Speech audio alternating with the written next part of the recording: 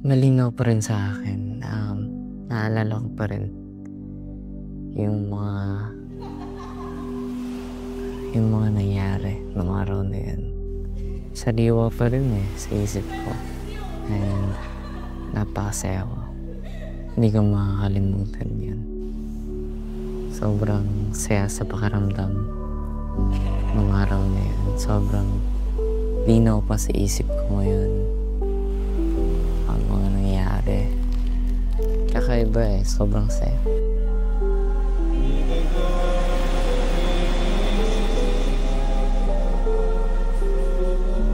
Siguro ang definition ko ng friend ay si Jesus.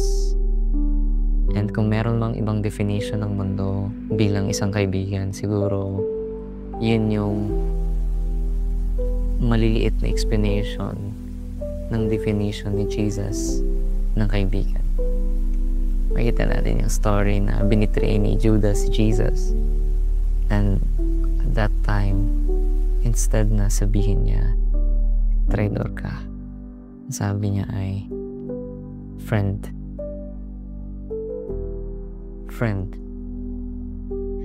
And nagulat ako doon. Kasi alam ni Jesus na that guy that he called friend betrayed him. And yet Jesus said, friend.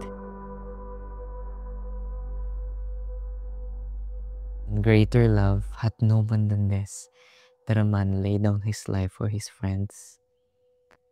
And sometimes hindi natin na-appreciate yun, but the more na tingnan mo yung story na he gave his life for his friends, for a friend like me who betrayed him like Judas, that's a different kind. That's so unfathomable bilang kaibigan.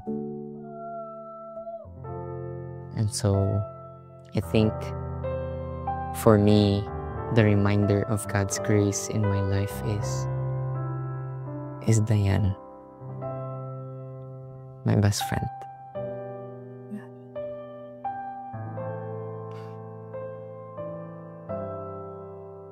I'm just always, I'm just so grateful na unworthy as I am, yet he calls me friend, and not just that. Talagang pumili siya ng tao na gawing reminder for me as a friend. And that's just so amazing. And a double blessing for me. A companion and a friend, best friend. Again and again, kahit ilang beses niyo akong tanungin, kahit ilang beses niyo tanungin na bakit siya, for me, para siyang sunshine sa maraming tao. Sa work niya, sa bahay, sa mga friends niya, and especially sa akin. Especially in your gloomy days, or parang wala ka sa mood, or that time na parang wala kang gana. At napakakulit niya madalas, but all I can see is sunshine. The main reason also kung bakit siya yung pinili ko, and gusto kong siya na habang buhay, ay dahil sa she's a reminder of God's grace to me, and a faithful friend who is always there for me. I can see her bringing smiles always sa future namin. I can see ourselves na maglilingkod sa Panginoon na full of sunshine and positivity and blessing and extension of God's love and grace for not just ourselves but also to the people around us, to show Christ in our life. And having her in my life, not just a reminder but also a gift from God that, hey, I'm here as a friend. I want her to be my best friend forever.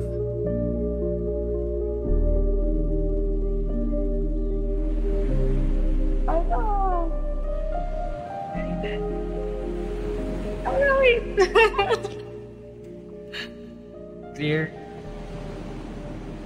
you're my best friend. Always. The first day that I saw you, first time we met, the first time that I chatted on you, just to say hi, happy Sabbath. Now I wanna ask you,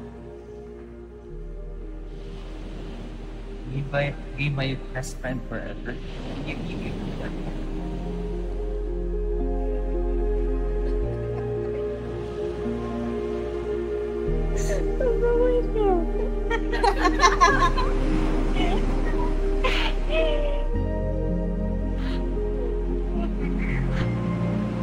Ano ba to ni Mami? Anong ano na to?